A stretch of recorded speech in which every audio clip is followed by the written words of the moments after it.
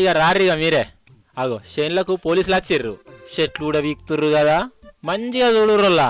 ఇవేం షెట్లో మీకు తెలియదు కావచ్చు, నేను చెప్తా. గంజాయి గంజాయి మొలకలు. అరే అవ్వంటే అగో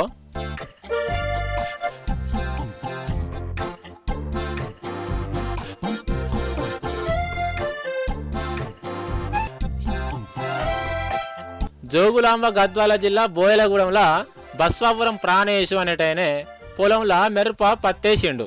మంచిదే, కానీ మిరప తోటలనే సారువారు గంజాయి మొలకలు నాటిండోళ్ళ మహానుభావుడు.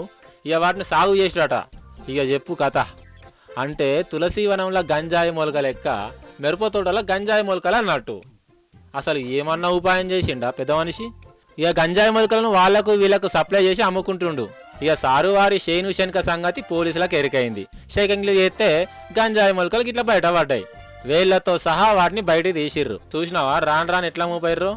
నిజం చెప్తున్నా, అసలు గంజాయి సప్లై చేసుడు పక్క పెట్టు, డైరెక్ట్ వడి వండించినట్టే గంజాయి వండిస్తున్నంటే ఎంత భయం లేకుండా అవుతుందో రాను రాని సంటోళ్లకు కదా.